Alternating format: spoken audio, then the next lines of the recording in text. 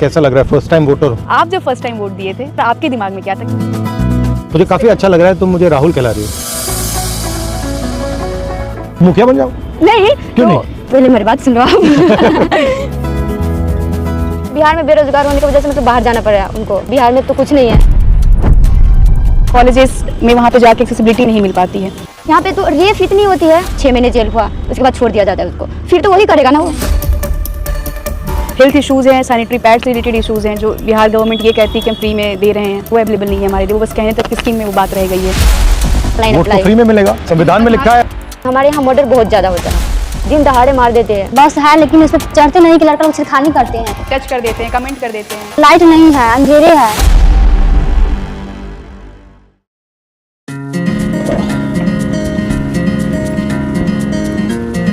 बताओ क्या हो रहा है? हम एक्चुअली राहुल हमारी बातचीत इस बार के इलेक्शन में हम फर्स्ट टाइम जो हमारे साथी हम फर्स्ट टाइम वोटर्स हैं, और हम यहाँ पे हमारी जो इस इलेक्शन से इस बार की जो हमारी फर्स्ट वोट है उससे जो हमारी एक्सपेक्टेशंस है, हमारी जो उम्मीदें हैं, जैसे basically education, safety, job, equal rights, हम उससे रिलेटेड यहाँ पे आपसे बातचीत करना चाहते हैं। बताओ कैसा लग रहा है? फर्स्ट टाइम वोटर हो? वेरी मच एक्साइटेड से। हाँ, वेरी मच एक्साइटेड। अच्छा, तो आपका प्लान क्या है वोट छोड़कर? पढ़ाई क्या हो रही है, कैसी चल रही है? पढ़ाई तो खत्म ही हो गई है। जैसे कि 10th पास करके मेरे घर से मतलब कॉलेज बहुत दूर है। अच्छा। मतलब वहाँ तक मैं जा नहीं पाती हूँ, और मम्मी पापा भी घर से अलाउड नहीं करते इस वजह से कि हमारे यहाँ मर्डर बहुत ज़्यादा होता है, दिन दहाड़े मार देते हैं। लड़का जब सेफ नहीं है तो हम लोग कैसे सेफ रहेंगे? इस वजह से मेरी मम्मी पापा मतलब। आप जाना चाहती थी यूनिवर्सिटी या नहीं? जाना चाहती थी, लेकिन इस डर की वजह से नहीं जाती थी। तो आपको डर लगता है बाहर जाने से? बहुत डर लगता है। सबको लगता है डर बाहर जाने से? डर तो सबको लगता है ना। बसेस में, ट्रेन में, एवरीवेयर लोग तंग करते हैं कॉलेजेस आपको? बहुत सारे लोग तंग करते हैं। Boys are passing by our side और टच कर देते हैं, कमेंट कर देते हैं, और मतलब वो कुछ घूरते हैं, कुछ खराब एक्शंस कर देते हैं, कुछ कमेंट पास कर देते हैं। तो सबके साथ होता है। बहुत जैसे कि तो आप बाहर जाते हैं तो आप अनकंफर्टेबल रहती हैं? मतलब कंफर्टेबली आप कहीं नहीं जा सकते? नहीं जा सकते। आप बिहार के बाहर गई हैं? बिहार के बाहर मतलब कहाँ गई? कहाँ गई आप? मैं बनारस बीच में पढ़ाई कर रही हूँ। अच्छा, ठीक है। एक बार मैं पंजाब गई थी, वहाँ पे मतलब मुझे मतलब भाई के साथ जाना पड़ा, तो मैं गई थी तो वहाँ पे। क्या भाई वहाँ काम करता है? हाँ, भाई वहाँ काम करता है। मेरे हस्बैंड भी मैरिज हूँ। हाँ। तो मेरे हस्बैंड भी वहाँ पे काम करते हैं? राइस मिल के सुपरवाइजर है। अच्छा, हस्बैंड और भाई दोनों? हाँ, भाई दोनों राइस मिल में काम करते हैं। हाँ, क्योंकि मतलब बिहार में बेरोजगार होने की वजह से मतलब बाहर जाना पड़ रहा है उनको। मतलब पंजाब में बहुत सारी कंपनीज है और बिहार में तो कुछ नहीं है। यहाँ पे नहीं है। यहाँ पे कंपनीज क्यों नहीं आती? क्या लगता है आपको, कारण क्या है इसका?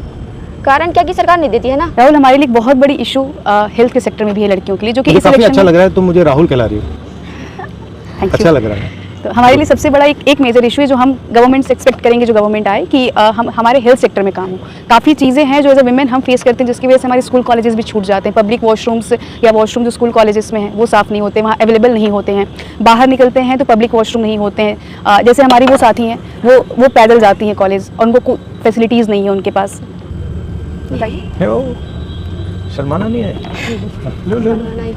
मैं 3 किलोमीटर दूर पैदल चलकर मैं कॉलेज जाती हूँ, और रोड पे कोई सुविधा नहीं है। बस है लेकिन उस पर चढ़ते नहीं कि लड़का लोग छिड़खानी करते हैं, और रोड पे टॉयलेट नहीं है कि उसमें मैं जा सकूँ। ये रोड पे वो लाइट नहीं है, अंधेरे है, और पुलिस की गाड़ी भी नहीं मैं देखती हूँ कि उसको मैं अपना दुख जो बता सकूँ कि ऐसे हो रहा है। मैं इसीलिए चाहती हूँ कि ये सारी हमको रोड पे बॉल चाहिए, गाड़ी लड़की लोग के लिए गाड़ी फ्री बस चाहिए कि लड़की लोग जा सके, आ सके, पढ़ सके। और टॉयलेट चाहिए हमको रोड साइड में कि कोई लड़की आए तो दिक्कत उसको नहीं हो जा सके। मैं उसी को वोट दूंगी कि हमको सारी समस्या को हल करें। मतलब मेजर इश्यूज जो है कि मतलब एटलीस्ट पब्लिक वॉशरूम को हम एक्सेस कर सके। For main it's very easy कि वो कहीं भी उनके लिए हो जाती है, बट हम एज एन फीमेल ये फेस करते हैं ना कि हम कहीं जा रहे, कुछ बहुत इमरजेंसी है, we are searching for somewhere कि कुछ होटल्स कुछ मिल जाए, जो कि वहाँ भी बेसिकली बड़े होटल्स अलाउड नहीं करते। हम उस सिचुएशन में बहुत बुरे फंस जाते हैं। अगर कभी हमें पीरियड्स आ रहे हैं, इन रास्ते अगर हो जाता है, हम परेशान हो जाते हैं, हमें भाग के घर आना पड़ता है। बहुत तरह की ऐसी दिक्कतें हो रही हैं जो, और एजुकेशन सेक्टर में सबसे बड़ा तो हमारे लिए इशू यही है ना कि हमें कॉलेजेस में वहाँ पर जाके एक्सेसिबिलिटी नहीं मिल पाती है। हेल्थ इश्यूज़ हैं, सैनिटरी पैड्स रिलेटेड इश्यूज़ हैं जो बिहार गवर्नमेंट ये कहती है कि हम फ्री में दे रहे हैं, या फिर कुछ चार्ज बहुत मिनिमम प्राइस में, वो अवेलेबल नहीं है हमारे लिए। वो बस कहने तक की स्कीम में वो बात रह गई है। मुझे लगता है चाहे वो शिक्षा का सिस्टम हो, स्वास्थ्य का सिस्टम हो, वो सारा का सारा प्राइवेटाइज हो रहा है, और उसमें जो गरीब लोग होते हैं वो मतलब लाखों रुपए तो दे नहीं सकते हैं, नहीं दे सकते, तो वो फंस जाते हैं बीच में। तो मुझे लगता है कि जो हाई क्वालिटी सरकारी एजुकेशन है, हाई क्वालिटी सरकारी अस्पतालें हैं, उन पे भी फोकस होना चाहिए। कोई बीमार हो जाता है, खेती करता है, वो 4, 5, 7, 10 लाख रुपए कहाँ से लाएगा? हार्ट का ऑपरेशन करवाना हो, कैंसर हो जाए, कैसे लाएगा? वो ला ही नहीं सकता। तो उसके लिए तो आंसर सरकारी अस्पताल है, और कोई आंसर ही नहीं है। तो सरकारी अस्पताल में भी जाते हैं तो वहाँ पे भी जाते हैं तो बहुत बेकार क्वालिटी है। ऐसा बोलते हैं कि जांच तो कर देते हैं लेकिन फिर भी बोलते हैं कि जाओ प्राइवेट से दवा लेकर आओ। ये सरकारी हॉस्पिटल किस काम का है जो मतलब मुझे दवा भी प्राइवेट से खरीद के लेना पड़ता है, सिर्फ वो देख रहा है मुझे वही है, और उसके बाद दवा या जांच हो जैसे कि खून जांच हो, एक्सरे हो, ऐसे ही मतलब ये सब प्राइवेट से करवाना पड़ता है। तो क्या करोगी बाद में, क्या करोगी एक बार आपका पूरा एजुकेशन खत्म हो गया? मैं डॉक्टर बनना चाहती हूँ। अभी मैंने 12th पास आउट किया है और नीट की प्रिपरेशन कर रही हूँ और आगे मेरा ड्रीम है MBBS। और MBBS का ऐसा है कि MBBS के लिए सीट नहीं है, गवर्नमेंट सीट बहुत कम है। लगभग हर साल 25 लाख प्लस बच्चे एग्ज़ाम में के लिए एलिजिबल होते हैं, बट सीट गवर्नमेंट सीट 55,000 सी है। तो मैं ये चाहूँगी कि हमारे जो भी गवर्नमेंट हो नेक्स्ट हो वो हमें सीट्स ज़्यादा कम से कम प्रोवाइड करें, क्योंकि बहुत सारे बच्चे ऐसे होते हैं वो डिजर्व करते हैं बट उन्हें सीट नहीं मिल पाता। और कभी कभी ऐसा हो जाता है जैसा कि पिछली बार हुआ NTA ने क्या किया था, तो इस वजह से जिस बच्चे को मतलब जो बच्चा डिजर्व करता था वो भी नहीं कर और पाया। ये यहाँ पे बिहार में काफी पेपर लीक हो जाता है, कैंसिल हो जाता है, कभी जी। पेपर कैंसिल हो रहा है, कभी और जैसा कि भैया मतलब ये तो चलता जाता है, ड्रामा चलता और रहता जैसा है। कि भैया आप जानते हैं कि बिहार एजुकेशन के मामले में अब भी बहुत पीछे है, खास करके बिहार की लड़कियां बहुत पीछे हैं। और कहीं ना कहीं इशू ये है कि हमारे गांव में स्कूल नहीं है, कॉलेज नहीं है, जिसके कारण हम अपनी एजुकेशन इनकम्प्लीट कर पाते हैं, नहीं कर पाते। और कहीं बाहर जाके करना हो तो फैमिली अलाउ नहीं करते हैं। अगर वो चीज़ वो सुविधा अगर हमारे गाँव में हो, हमारे गाँव में अगर स्कूल हो, कॉलेज हो, तो हम कर पाएंगे, हम अपनी एजुकेशन कंप्लीट कर पाएंगे। कहीं ना कहीं हमें वो उम्मीद होती है, चाहत होती है कि हम कुछ करें, पर वो फैसिलिटीज़ नहीं मिल पाती है जो कि गवर्नमेंट को प्रोवाइड करनी चाहिए थी, जिस वजह से हम अपनी एजुकेशन इनकम्प्लीट करके छोड़ देते हैं। जो मतलब थोड़ा अमीर है वो तो अपने बच्चे को प्राइवेट में भेजते हैं, सरकारी बनी किस लिए मतलब उसमें तो हम सब लोग जाते पढ़ने ना, तो अमीर लोग प्राइवेट स्कूल में पढ़ाते हैं अपने बच्चे को, और जो गरीब लोग हैं वो जाते हैं सरकारी में। कैसे पास होगा? आप देखते हो कि भाई ये अमीर लोग हैं, इनको सब कुछ मिल रहा है, हाँ, सब कुछ मिल और रहा है। आपको अपॉर्चुनिटीज नहीं मिल रही हैं, तो आपको क्या लगता है, मतलब आपको खराब लगता है या आप इसको एक्सेप्ट कर लेती हैं, क्या है? बहुत खराब लगता है मतलब। बट आप एक्सेप्ट कर लेती हैं, मान लेती हैं इस बात को, एक्सेप्ट कर लेती हैं, मानना हाँ ठीक पड़ता है। है क्योंकि मतलब कोई सुनने ही नहीं आता है। जैसे कि आप मतलब मुझे तो ऐसा लग रहा है कि मतलब आप इतने बड़ा होकर मुझसे मिलने आए और मैं भी आपसे मिलने आई। मेरे गांव का मुखिया जो है वो तो मेरी बात सुनते ही नहीं है, वो बोलते हैं क्या है तो यहाँ से क्या करने आई हो, घर में रहो, यही बोलती है। और बोलते हैं कि मतलब क्या करना है, ये क्या भी करना आइडिया है? बहुत सारे लोगों के माइंड में है कि भैया अगर लड़की हो तो घर में रहो। कहाँ पे आती कर रही हो, कहाँ के लिए इतना कर रही हो, जाइए आप घर पे डांट के मिलगा देती हो। पढ़ लिख के चूल्हा ही फूक रहा है। और कहीं ना कहीं हम आवाज उठाते हैं, अगर हम कहीं पे जाते हैं आवाज उठाने के लिए, तो वहाँ पे बोलते हैं लोग कि बहुत बड़ी नेता हो गई हो क्या। यही बोला जाता है। तुमसे बोला हाँ तो तुमने क्या बोला, जवाब क्या दिया? हाँ हमने- हो गई हूँ। हाँ बिल्कुल, क्योंकि जो हमारा अधिकार है वो तो हमें चाहिए। सरकार बोलती है कि आधी आबादी लड़कियां आधी आबादी है, तो फिर आधी आबादी को वो क्यों नहीं मिलता? जॉब भी है उसमें भी पैसा ले रहे हैं। मतलब हम लोग वोट किस लिए देते हैं कि हमें फ्री में नौकरी मिले। वहाँ पे भी अगर हम छोटा सा भी छोटा नौकरी, जैसे कि आंगनबाड़ी का भी नौकरी लेने जाते हैं तो वहाँ पे 2 लाख 2.5 लाख 5-5 लाख तक मुझे मतलब पैसा देने के लिए बोलते हैं, फिर नौकरी लो। बोलना चाह रहे थे कि महिलाओं, हम सुने हैं, मोबाइल पे देखे हैं कि महिलाओं के लिए और किशोरियों के लिए सैनिटरी पैड फ्री में दिया जाता है, पर हमारे यहाँ तो कुछ ऐसा है ही नहीं, कुछ मिलता ही नहीं है। इसके कारण हमारे गांव और टोले मोहल्ले में देखते बहुत सारी महिला हमेशा बीमार रहती है।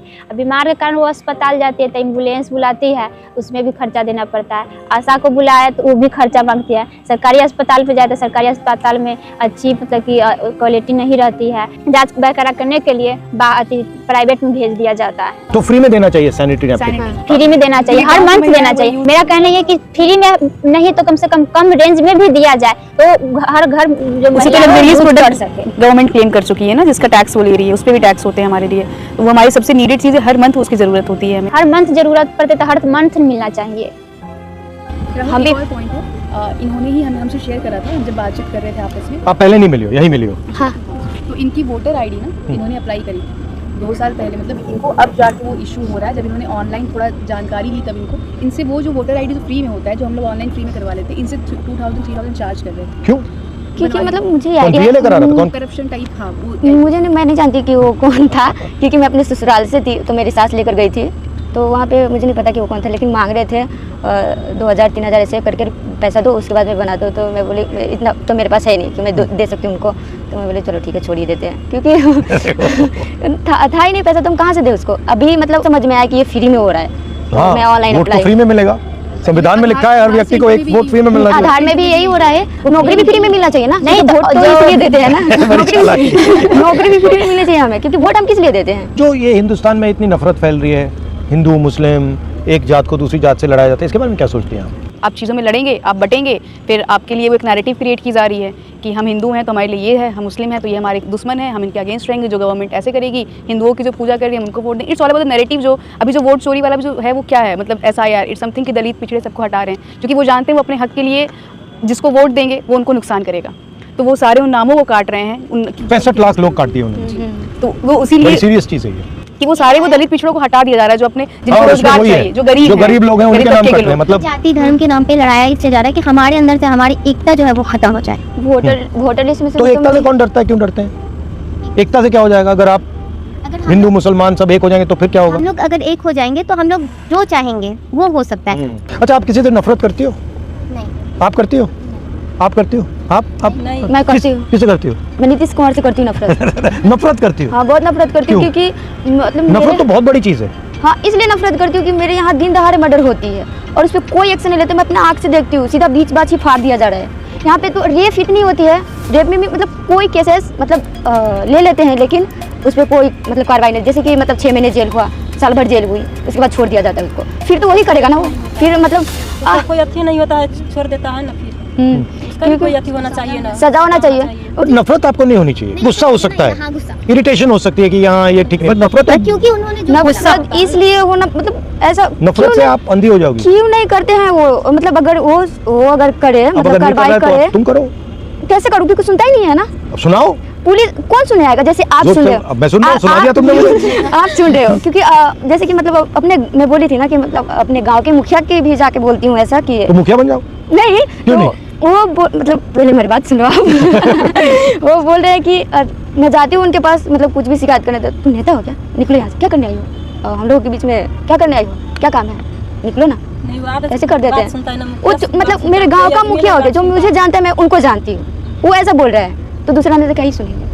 और मुझे तो तो तुम्हें ये मुखिया बन जाना चाहिए। इस बात से खुशी हो तुम रही मुझसे है कहो अब मैं मुखिया बनूंगी, मुझे तो इस अब बात मैं से नेता हूँ, अब मैं तुम्हें हराऊंगी। मुझे तो इस बात से खुशी हो रही है कि मतलब इतने बड़े नेता जो मुझे सुनने आए। राहुल, एक क्वेश्चन थी हाँ, बताओ। कि हम सब तो फर्स्ट वोटर्स हैं, तो ये हमारी जो थी कि हम मतलब हम किस बेसिस पे वोट करेंगे, हमारी डिमांड्स क्या होंगी, ये सारी चीज़ें हमने आपसे शेयर करी। आप जब फर्स्ट टाइम वोट दिए थे, आप कब दिए थे और आपके दिमाग में क्या था कि आपको अपना वोट क्यों डालना है? मैंने तो कांग्रेस को वोट दिया। नहीं, वो तो मेरे लिए लॉजिकल था। नहीं, मैं बताता हूँ व्हाई। क्योंकि उस टाइम शायद आज से भी ज़्यादा नफरत फैल रही थी, और मुझे लगता है कि जो पॉलिटिकल पार्टीज़ लोगों को जोड़ती हैं, जो बांटती नहीं है, वो देश के लिए बेहतर है। जो पॉलिटिकल पार्टी बांट रही है, किसी को हिंदू हो, मुस्लिम हो, सिख हो, क्रिश्चियन हो, या वो, उससे मुझे लगता है कि देश कमज़ोर होता है। तो उस टाइम मैंने इस बेसिस पे वोट किया। जनरली मैं इसी बेसिस पे वोट करता हूँ। मुझे लगता है जो पॉलिसीज़ का गरीब लोगों को फ़ायदा होना चाहिए। तो जो पार्टीज़ सारा का सारा काम जैसे अंबानी, अदानी, इन लोगों के लिए करते हैं, तो उसमें मुझे इंटरेस्ट नहीं है, क्योंकि मैं चाहता हूँ कि ज़्यादा से ज़्यादा लोग विकास में पार्टिसिपेट करें, ज़्यादा से ज़्यादा लोगों को फ़ायदा मिले। तो ये मेरी थिंकिंग है। आप यात्रा कर रहे हैं बिहार में, हमने कुछ इश्यूज बताए आपको, हमारे कुछ ऐसा, तो हाउ डिड यू फील? एक बात मैंने नोटिस की है, बिहार में ठीक है एजुकेशन फैसिलिटीज़ कम हैं, बट इंटेलिजेंस बहुत है, मतलब अनलिमिटेड है। तो मुझे जब मैं यहाँ बैठा हूँ, मैं आपकी बात सुन रहा हूँ, मुझे लग रहा है कि भाई इतनी कैपेबिलिटी है, इसको ज़ाया क्यों कर रहे हैं? मतलब आप में इतनी क्षमता है, इतना टैलेंट है, उसको मतलब इसको ऐसे ही छोड़ दिया है कि भैया इसका कोई मतलब ही नहीं है, इसको बदलना चाहिए। अब बदलना आसान नहीं है, टाइम लगेगा, वो अलग बात है। अनलिमिटेड पॉलिटिकल अवेयरनेस है, बस समझ जाते हैं लोग, 1 सेकंड में समझ जाते हैं, मतलब कन्फ्यूजन नहीं है। चलो, बहुत अच्छा लगा आपसे मिलकर, थैंक यू। फिर भी मैं एक बात कहना चाहूँगी एज अ फर्स्ट वोटर, जो कि अभी अधूरी रह गई है ये बात। हम उस सरकार को वोट देना चाहती हैं जो हमारे लिए शिक्षा को लेकर के काम करे, और ये स्वास्थ्य को लेकर के काम करे, और जो भी हमें फैसिलिटीज़ मिलनी चाहिए एज अ गर्ल, वो हमें प्रोवाइड करे, जो कि हमारी सरकार नहीं करती, हमारे सेफ्टी के लिए भी कुछ भी नहीं करती।